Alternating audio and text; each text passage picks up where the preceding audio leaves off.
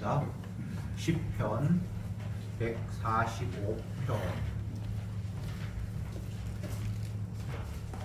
11절부터 마지막 절까지 보도록 하겠습니다. 11절에 저희가 주의 나라의 영광을 말하며 주의 능을 일러서 주의 능하신 일과 주의 나라의 위엄을 영원한 인생에게 알게 하리다. 주의 나라는 영원한 나라이니 주의 통치는 대대에 이르리이다. 여호와께서는 모든 넘어지는 자를 붙드시며 미련한 자를 일으키시는도다. 중생의 눈이 주를 앙망하오니 주는 때를 따라 저희에게 식물을 주시며 손을 펴서 모든 생물의 소원을 만족해 하시나이다.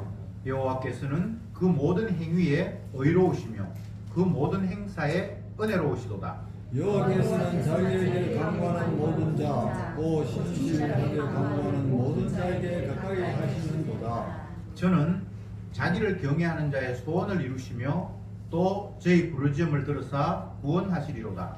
여호와께서 자기를 사랑하는 자는 다 보호하시고 악인은 다 멸하시리로다. 내 입이 여호와의 영예를 말하며 모든 육체가 그의 성호를 영영히 통축할지로다. 아멘. 아멘. 주님은 이 땅에 오셔서 하늘나라를 말씀을 하셨습니다. 그런데 인간들은 그 하늘나라의 이야기를 땅의 이야기로 받아들이고 이해했습니다.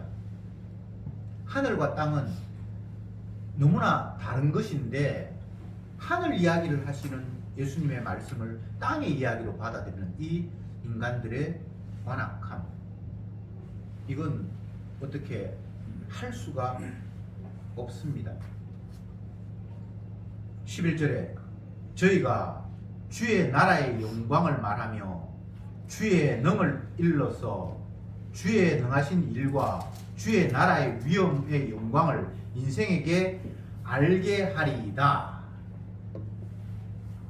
주의 나라를, 다른 말로 하면 하늘 나라를, 하나님 나라를 알게 하시기 위해서 선지자를 보냈고 하나님의 계시의 말씀을 주셨고 심지어는 하나님께서 육을 입고 이 땅에 내려오셨습니다. 하늘 나라를 이야기하기 위해서, 땅의 나라, 이 땅 뭐 이야기하기 위해서 오신 거 아니고요. 하늘 나라를 이야기하기 위해서. 그런데 인간들은 하늘 나라는 관심 없고 있는지 없는지도 모르겠고 내가 있는 이 땅에 관심이 있어서 이 땅에서 어떻게 하면 좋을까, 잘 먹고 잘 살까, 그것에만 관심을 기울입니다. 예수님의 말씀 가운데 이런 말씀이 있습니다. 너희는 무엇을 먹을까, 무엇을 마실까, 무엇을 입을까, 이런 거 제발 염려하지 마라. 공중에 나는 새도 들에 핀 버카파도 내가 알아서 먹이고 입히는데 하물며 너희일까 보냐. 주님이 먹이고 입히겠다라고 말씀을 하셨는데 우리는 그 말씀이 못 믿어서 내가 날마다 무엇을 입을까, 무엇을 마실까, 무엇을 입을까에 온 에너지를 다 소모하고 관심을 거기에 집중하고 있습니다. 주님이 우리에게 먹이고 입히는 것은 먹고 입는 게 중요해서가 아니라 그 나라와 그 의를 바라보게 하도록 하기 위해서 그냥 이 땅에 펼쳐 놓으셨는데 우리는 그 나라 그 의는 관심 없고 그냥 이 나라 이 땅에 관심이 있어서 여기에서 더 괜찮은 거 먹고 더 괜찮은 거 마시고 입고 이거 하려고 평생을 분주하게 설치면서 살아갑니다. 내 천국께서 기르시나니, 하나님께서 기르신다라고 말씀을 하셨는데 풀도 새도 하나님이 기르시는데 너희들을 내가 안 기르겠냐라고 말씀을 하셨는데 우리는 그 말씀에 대해서는 관심이 없고 믿어지지도 안 하고 내가 내 안 입히면 나 못 살아, 그냥 이 생각뿐인 거예요. 그리고 먹고 마시는 것이 중요한 것이 아니라 그걸 통해서 하나님의 나라를, 오늘 본문으로 보면 주의 나라를 알고 주님의 일하심을 알라고 모든 것들을 펼쳐 놓으셨는데, 우리는 주의 일하심을 찬송하지 않아요. 이 땅에 펼쳐지는 모든 일이 주님의 솜씨요, 그분의 주되심을 드러내기 위한 펼침이었는데, 우리는 이 펼침을 바라보면서 어떻게 하면 내가 여기서 더 잘 먹고 더 잘할까, 여기에 관심이 있지, 아 주님의 솜씨가, 주님의 사랑이 이런 식으로 펼쳐지구나 라고 관심을 기울이지 않습니다. 이런 이야기 하면 안 믿는 사람들은 귀신신하라 까먹는 소리 하고 앉아있네. 이 지금 바쁜 세상에 뭐 쓸데없는 그 소리, 내가 이 땅에 살기도 바쁜데 뭐 하늘나라 있는지 없는지 넌 맞나, 이렇게 핀잔을 줄 거예요. 자기는 안 본 건 못 믿겠다는 거예요. 하늘나라가 어딨어, 죽어 맞나. 그런 그들이 자기가 이 땅에 태어난 이유를 알까요? 지가 자기를 태어나게 했습니까? 그거는 인정 안 하고 안 보면 못 믿겠다는 거예요. 여러분 가운데 혹시 여러분들이 엄마 뱃속에서 태어나는 걸 본 적 있습니까? 아무도 못 보지. 그런 것처럼 우리가 눈으로 확인해야만 있는 게 아니에요. 만드신 분이 없이는 존재할 수가 없잖아요. 사람이 사람을 만들지 않잖아요. 사람이 태양을 만들거나 별을 만들지 않잖아요. 저절로 있었다, 그건 변명이에요. 만드신 분이 계세요. 내가 저절로 태어났다고요? 나를 이 땅에 보내신 분이 계세요. 그런데 우리는 그 근본에 대해서 전혀 관심이 없습니다. 그냥 뭐 왜 태어난지 모르겠고, 누가 나를 보낸지 모르겠고, 내가 이 땅에 태어나서 어떻게 사는 것이 바르게 사는가, 그런 데 관심이 없고, 그냥 내 만족을 추구하며 살면 그게 최고의 인생이라고 스스로를 위로를 삼는 거예요.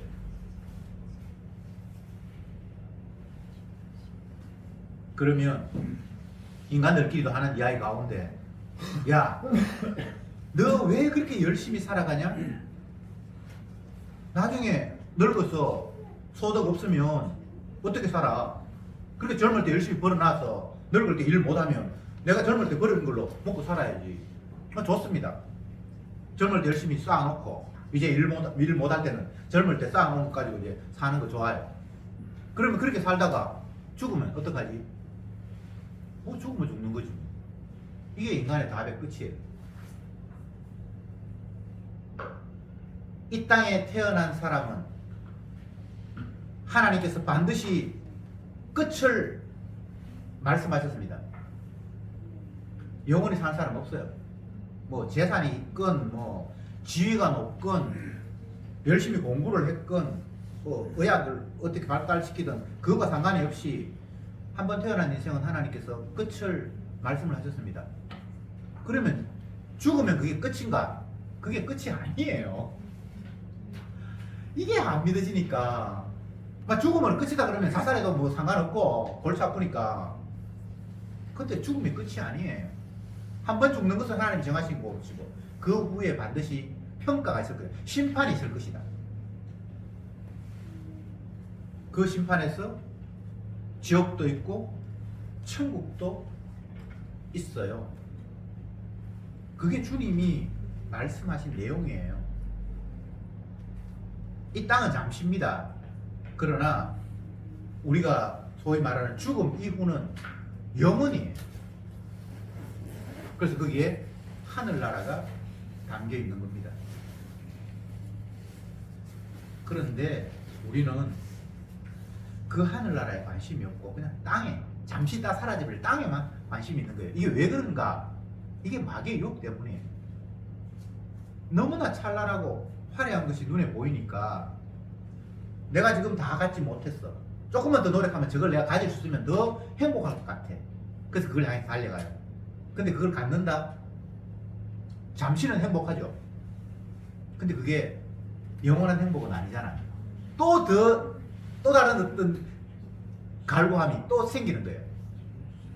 이게 마귀의 전략이에요. 이거 가지면 저거 갖고 싶고 저거 가지면 또 다른 거 갖고 싶고.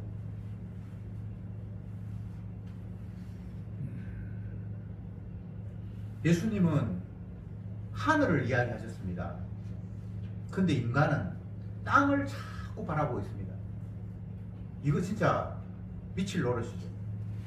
아니 뭐 내 눈에 그런데 뭐 어쩔 수 없지. 예, 어쩔 수 없습니다. 어떻게 하라는 게 아니고요. 그걸 인정하자고요. 신앙생활 잘한다. 신앙생활 잘하는 인간이 어디 있습니까? 종교생활 열심히 하는 사람 있죠. 신앙생활 잘하는 인간이 없습니다.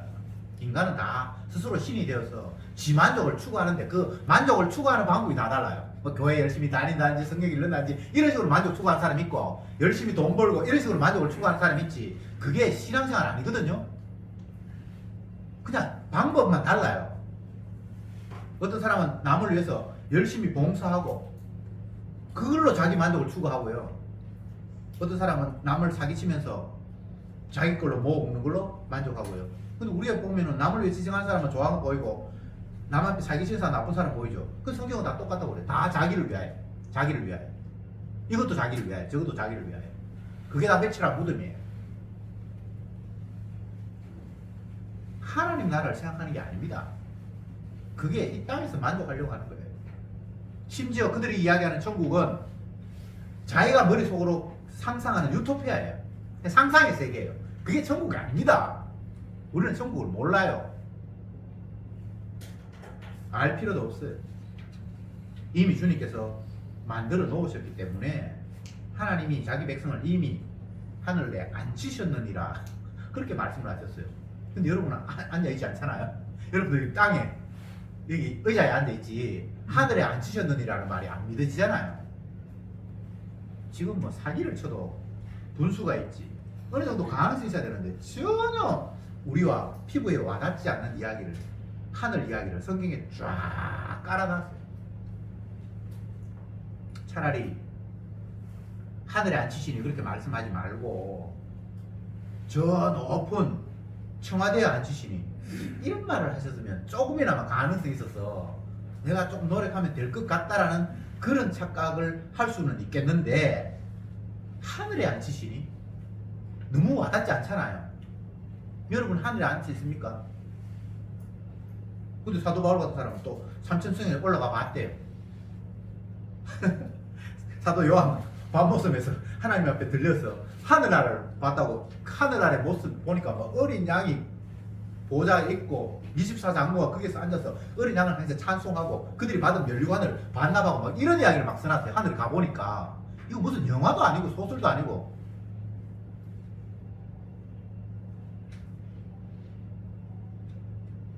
제가 다시 말씀드립니다. 하나님은 하늘나라를 우리에게 소개하고 싶고 이야기를 하세요. 그런데 마귀는 땅에 관심을 가지면서 땅의 이야기로 모든 것들을 둔갑시켜버려요. 그래서 하늘나라 이야기하는데 그걸 땅의 이야기로 뭐 번역을 어떻게 하는지 모르지만 다 그렇게 다 뒤바꿔 놔요. 여러분 이 땅은 주님이 잠시 있다 그냥 철거해버릴 안개와 같고 나그네와 같은 그런 세상이라고 말씀하셨습니다. 이슬, 아침 이슬이 해가 뜨면 그냥 있는지 없는지도 모르는 것을 세상이라고 말씀하셨습니다. 너희 인생이 무엇이냐? 너희는 잠깐 보이다가 없어지는 안개니라. 90년 살아도 안개고요. 120세 살아도 안개예요. 영원이라는 그 하늘나라의 사이즈로 견주자면 그래서 성도는 이 땅에서 잠시 당하는 환난은 지극히 경한 것이다. 가벼운 것이다. 그 나라를 생각한다면 이 땅에서 그거 당하는 환난 그거 환난 축에도 안 들어. 장차 너희가 누릴 영광은 너무나 큰 거야. 이게 우리에게 헛된 욕망을 주기 위해서 그냥 정신 승리하라고 힘든 세상 사는데 뭐 헛된 상상이라도 해야만 우리 피곤을 잊어버리니까 빈말로 하신 말씀이 아니고 주님이 자기 생명을 우리를 위해서 주심으로 말미암아 하늘나라를 완벽하게 마련하셨다고 약속을 하셨어요. 우리가 짓는 하늘나라가 아닙니다. 내가 건설하는 하늘나라가 아니에요. 다시 10절 11절 봅시다. 저희는 주의 나라의 영광을 말하며 주의 능을 일러서 주의 능하신 일과 주의 나라의 위엄의 영광을 인생에게 알게 하리이다. 무엇을 우리에게 알게 하십니까? 주님의 능하신 일, 그 나라의 위엄, 영광, 그걸 우리에게 알게 하셨다는 거예요.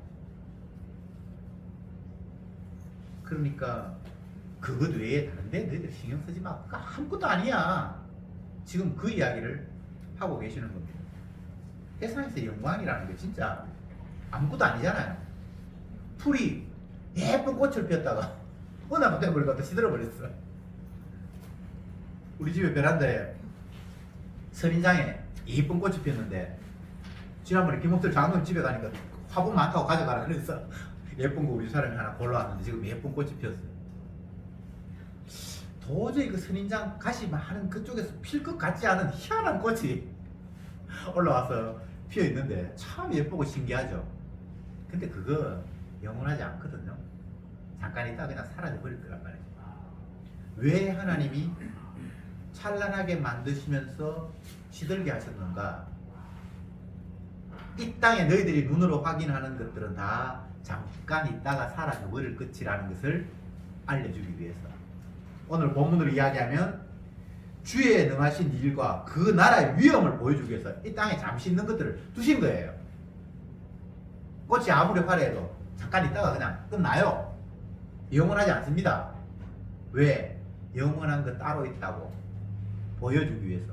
대비가 돼야만, 비교가 돼야만 그걸 알 수가 있거든요. 만약 이 땅에서 사람들이 안 죽는다면 영생이라는 말이 무슨 말인지 몰라요. 죽는 상태, 끝이 있어야만 영원이라는 말이 성립이 되잖아요. 그래서 주님은 그 하늘나라를 제대로 알라고 이 땅에 모든 것들을 펼쳐 놓았습니다. 이 땅을 보면서 하늘나라를 발견해야 돼요. 13절에 주의 나라는 영원한 나라이니 주의 통치는 대대에 이르리로다. 주의 나라는 영원한 나라래요. 왜요? 이 땅이 이따가 사라질 나라이기 때문에. 세상의 권세, 힘, 뭐 이런 것들이 다 임시적인 거예요. 우리가 학창시절에 역사를 배우잖아요. 그러면 그 역사에서 한때는 찬란한 뭐 문명을 이루면서 강대국이 있었고, 근데 그게 오래 안 가거든요. 우리나라 역사로 이야기하면 신라 1000년, 고려 한 500년 갔습니까? 그때는 영원할 것 같았죠. 그런데 그 왕조고 뭐고 다 무너지고, 그 권세 강했던 그런 사람들, 뭐 박물관에 가보면 왕비가 썼다는 관 이런 걸 보면 금으로 적시하고 대단하잖아요. 돈으로 따지면 엄청나게 비쌀 것 같은데, 임금이 입는 옷 보면 금띠 뭐 띠고, 근데 그런 사람 지금 다 없어져 버렸어. 세상이 아무리 화려하고 화려하고 대단해도 그건 다 찰나예요. 그에 비해서 주의 나라는 영원한 나라래요. 그의 통치는 대대에 이른대요. 끝이 없대요. 이 세상에 어떤 권세가 대대에 이를 수 있습니까? 그런 건 없거든요. 그래서 임시적인 거 잠시 있다 사라져버릴 것에 관심 갖지 말고 영원한 것에 관심을 가져야 된다고 계속해서 이야기합니다. 14절에 여호와께서는 모든 넘어지는 자를 붙드시며 비굴한 자를 일으키시는도다. 넘어지는 자를 붙들고 비굴한 자, 여기는 막 머리 숙여서 종처럼 그렇게 하는 자를 일으키시고, 이게 인간이 넘어지면서 일어나고 숙이면서 일으키고, 이건 인간이 하는 게 아니에요. 하나님께서만 하실 수 있는 거예요. 15절 중생의 눈이 주를 앙망하오니 주는 때를 따라 저희에게 식물을 주시며 손을 펴사 모든 생명의 소원을 만족해 하시나이다. 이런 것들은 모든 생명체가 주님에 의해서 길어지고 그분의 제공하심에 따라서만 생존할 수 있다는 이야기입니다. 피조물이 스스로의 노력으로 생존을 유지하거나 하는 게 아니라는 거예요. 주님이 공중에 나는 새를 더럽힌 백합화를 먹이고 입히는 것처럼 이 땅에 있는 모든 생명체는 그 만드신 분의 손에 의해서 보살피거나 뭐 어려운 데온데 건진받거나 뭡니까 식물이 제공되거나 그렇게 한다는 거예요. 근데 우리는 내 수고와 땀이 나를 살릴 수 있다라고 계속 착각하고 있잖아요. 17절에 여호와께서는 그 모든 행위에 의로우시며 그 모든 행사에 은혜로우시도다. 여호와가 하시는 모든 행위는 의로운 것이고 은혜로운 것이다. 폭풍이 몰아치고 눈사태가 나고 뭐 코로나가 터지고 뭐 어떤 상황이 와도 그것은 주님의 행위이며 그분의 의로우심이고 그분의 은혜가 지금 펼쳐지고 있는 거예요.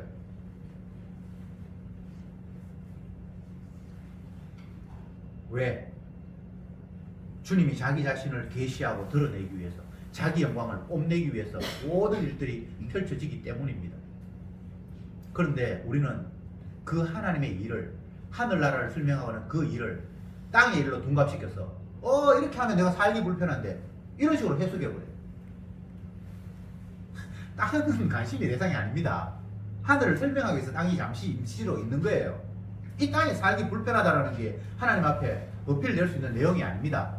그걸 통해서 하나님이 하늘의 영광을 펼치고 있다면 우리는 은혜로 받아들이고 감사로 찬양해야 할 일 외에는 다른 게 없습니다. 뭔가 해석이 지금 잘못되어 있잖아요. 계속해서 땅의 관점으로 좋으냐 나쁘냐, 내 육신의 관점에서 이게 이익이 될까 손해가 될까, 계속 하늘의 사인을 땅으로 다 둔갑시켜버려요.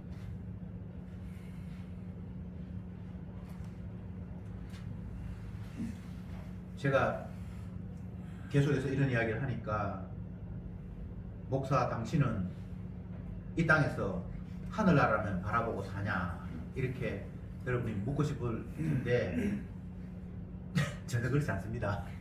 저도 똑같이 땅만 바라보고 살아요.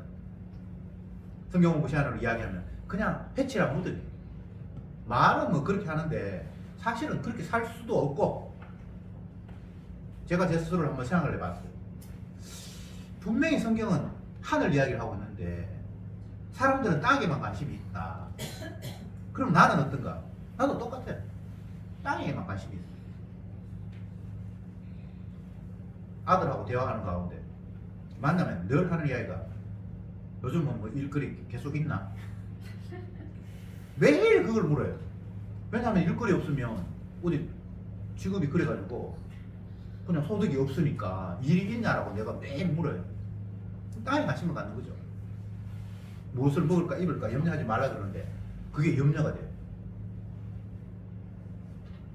그러니까 결국은 하늘나라로 관심을 가져야 된다고, 하늘나라가 위에서 이 땅에 모든 것이 펼쳤다고 말하면서 계속 그냥 땅에 관심을 가지면서 살아가는 이 인간의 한계성. 뭐 여러분들은 그럴지 않을지 모르겠습니다만 저는 그래요. 그래서 주님이 우리의 죄를 위해서 십자가를 지셔야만 했던 거예요. 갈라디아서 2장 3장 13절 그리스도께서 우리를 위하여 저주를 받은 바 됐사 율법의 저주에서 우리를 속량하셨다. 갈라디아서를 탁 펼치면 정말 1장부터 충격적인 이야기가 나와요. 한번 봅시다. 갈라디아서 1장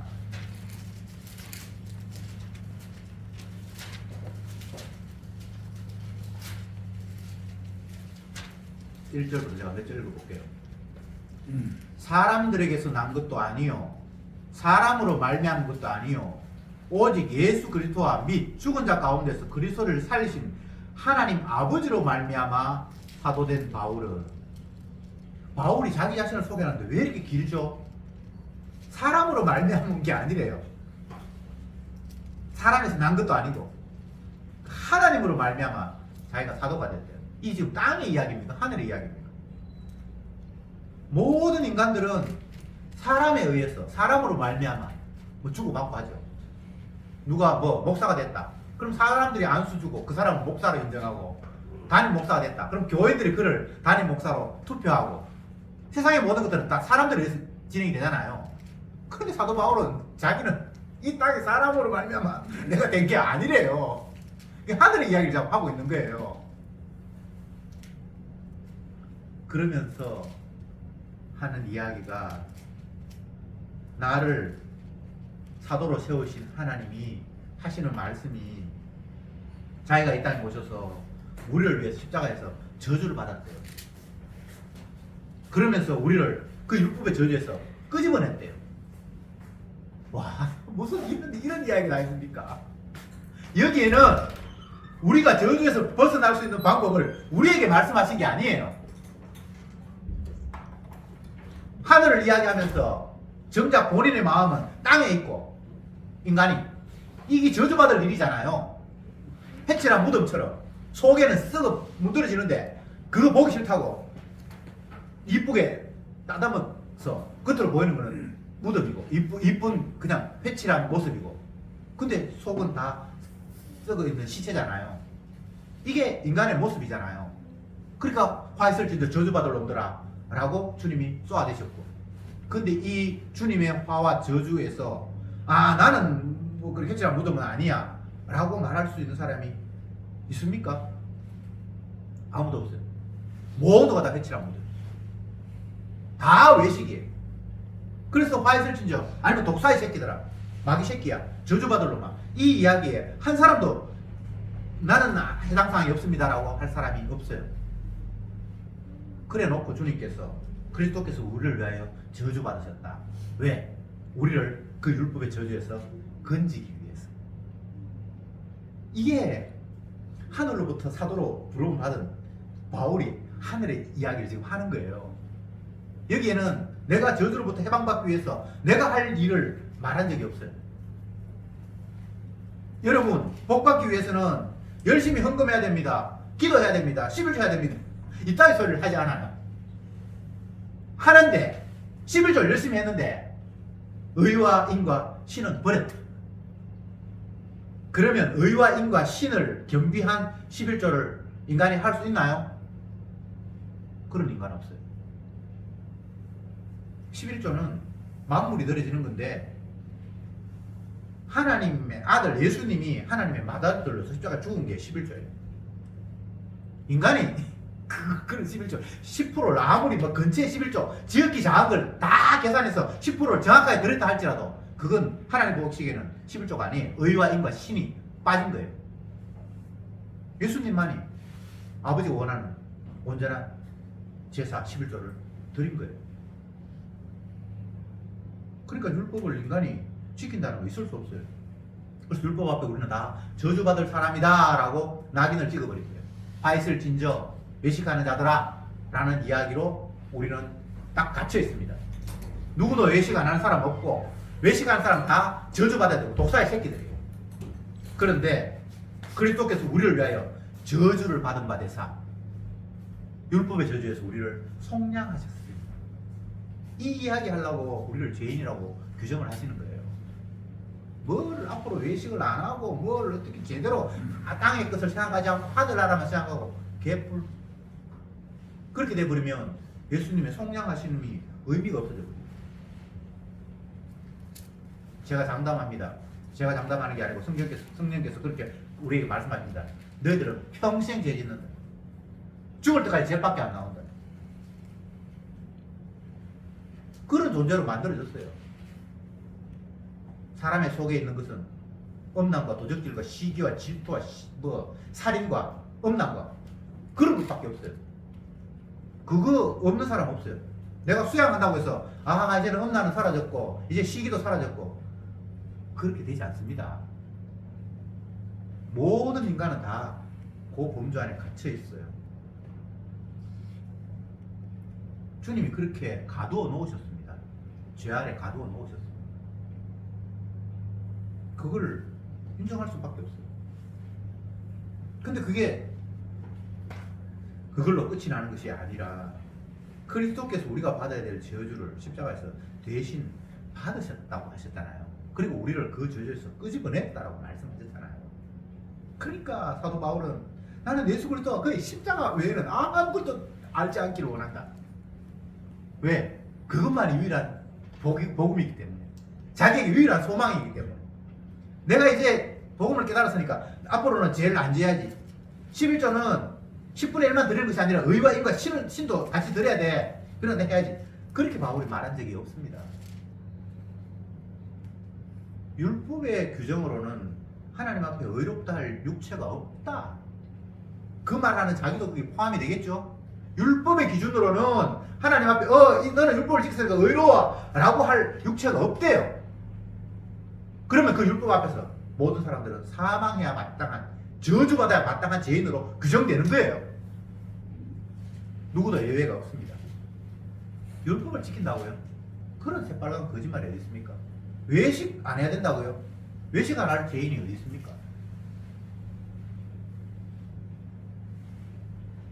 우리는 주님의 말씀 앞에 저주받을 자로 규정되었습니다.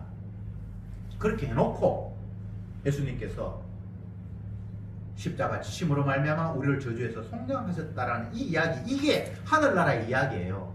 하늘나라의 정보예요. 이게 이 땅에서 통하는 규칙이 아니고 하나님께서 마련한 언약, 규칙이에요. 뭐 나는 그런 방법 말고 다른 방법으로 죄 씻을래. 그거는 안 돼요.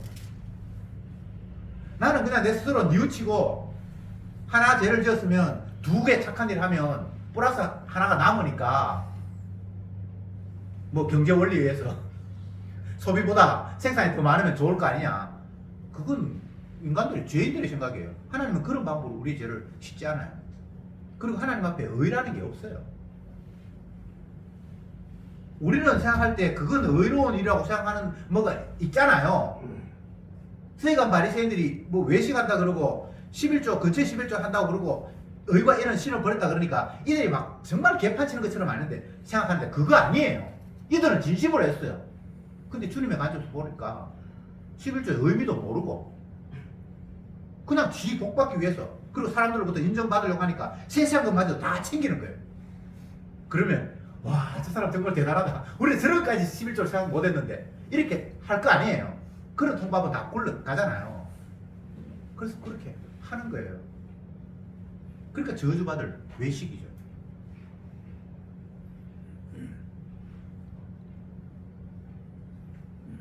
18절에 여호와께서는 자기에게 간구하는 모든 자, 곧 진실하게 간구하는 모든 자에게 가까이 하시는구나. 저는 자기를 경외하는 자의 소원을 이루시며 또 제 부르짖음을 들어서 구원하시리로다. 여기에는 다른 걸 생각하지 말고 하나님 여호와께서 자기에게 간구하시는 자에게, 진실로 간구할 때 가까이 하시고 그의 소원을 이루시고 그의 부르짖음을 들어서 구원하신다는 말을 개인으로 적용시키지 말고 하나님의 아들로 보면 돼요.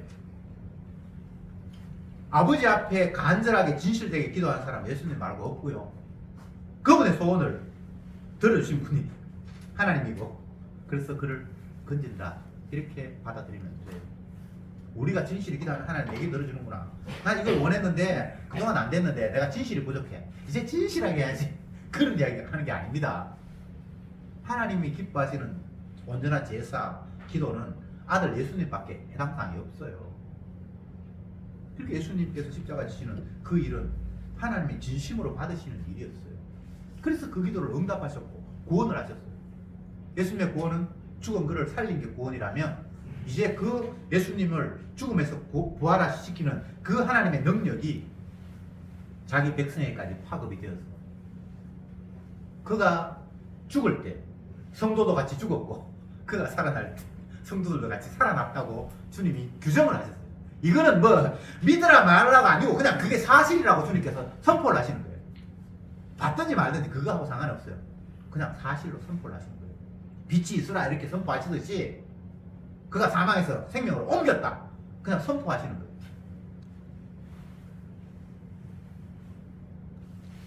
20절에 여호와께서 자기를 사랑하는 자를 다 보호하시며 악인은 다 멸하시는도다. 여기서는 하나님께서 사랑하시는 자가 있고 또 멸하실 악인이 따로 분리되죠. 모두를 다 사랑하시는 하나님이 아니라 자기 백성을 사랑하시고요, 또 그렇지 않은 자는 멸하시는 분입니다. 활설진저라고 규정하신 분이 계세요. 그래서 그 규정에 따라서 화를 받거나 오늘 본문에는 멸하시는 자가 멸함 받는 자가 반드시 생기는 거예요. 우리가 누구를 저주해서 저주받고 그런 건 없습니다. 나는 저주할 권한도 없고 누구를 복줄 권한도 없어요. 내가 복받으라 그러면 그 사람이 복받고 너 저주받으라 그러면 저주받고 그렇게 안 돼요. 우리는. 그런데 하나님은 그런 분이잖아요. 그런데 자기를 사랑하는 자를 보호하시고 악인은 다 멸하신다라고 했을 때에 이 멸함과 또 사랑받고 보호받는 자의 이 나뉜, 분리, 이것은 그 아들 예수님의 피가 기준입니다. 피 흘림이 없으면 용서가 없다.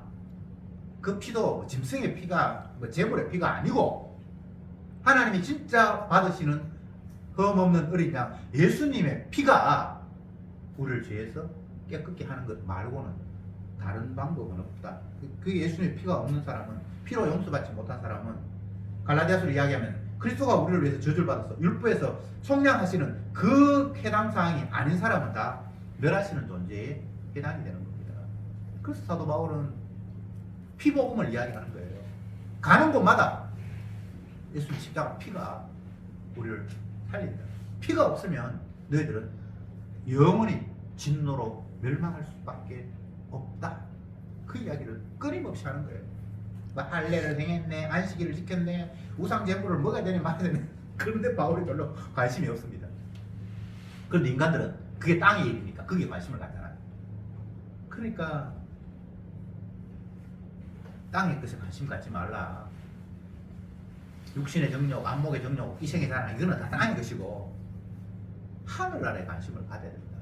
그 하늘의 일은 다른 것이 아니라 예수님의 십자가 지심이 유일한 하늘의 일이다. 마지막에 21절 내 입이 여호와의 영예를 말하며 모든 육체가 그의 성호를 영영히 송축할지어다. 시인도 여호와의 영예를, 그 영광스러운 이름을 노래하고 찬양하지만 모든 육체가 그 거룩한 이름을 영영히 찬송할 것이다. 찬송할 수밖에 없다. 이렇게 결론을 맺습니다. 뭐 모든 육체가 다 주님을 찬송할까? 아니잖아. 성도만 찬송하잖아. 우리 그렇게 하는데 범위를 넓히면 지옥 갈 자가 지옥 가는 것도 주님을 찬송하는 것 중에 하나예요. 하나님이 하신 일에 정확하게 뭔가 반응하는 거예요. 피가 없어서 지옥 가면서 하나님은 진짜 약속대로만 시행하시는 분이구나. 그래서 주님은 그걸 통해서 찬송을 받는 분이에요. 지는 찬송한다는 생각이 없죠. 하나님을 인정한다는 생각이 없죠. 그러나 주님은 그걸 통해서 본인은 다 인정을 받고 있는 거예요. 자기가 주라는 사실을. 네가 아무리 노력해도 너는 내 아들의 피가 없어. 그렇기 때문에 너는 멸망받아야 돼. 그래서 주님이 멸망시켜놓고 봐, 내 뜻대로 됐잖아 라고 영광을 받으시는 분이라는 말이죠. 물론 주님의 피로 사함받은 사람은 그 어린 양의 피를 감사하면서 하나님을 영화롭게 할 것입니다. 그래서 이러나 저러나 주님은 영광을 받으시는 분입니다. 결론으로 말씀드리겠습니다. 시편에서의 이 찬송, 기도, 찬양은 인간이 이루는 게 아닙니다. 하나님과 그 아들 예수님께서 언약하신 대로 예수님이 완벽하게 다 이루셔서 그 사실을 있는 그대로 펼쳐놓는데, 그게 성도의 입장에서는 하나님께서 하시는 그 희생이 감사와 기쁨으로 그냥 펼쳐질 뿐입니다. 내가 이렇게 해서 이게 감사의 조건이 되고 그게 아니고 이미 모든 일들이 다 펼쳐져 있기에 그 사실이 하나하나 그냥 이제 바라보니까 그것도 감사한 일이고 이것도 찬양할 일이고 이것도 놀랄 일이고 그냥 그걸 쭉 펼쳐놓았어요. 성도의 찬양은 다른 것이 아니라 예수님이 피로 이루신 그 능력, 그것이 유일한 찬송입니다. 그것 외에 다른 찬송의 재료는 없습니다. 기도합시다.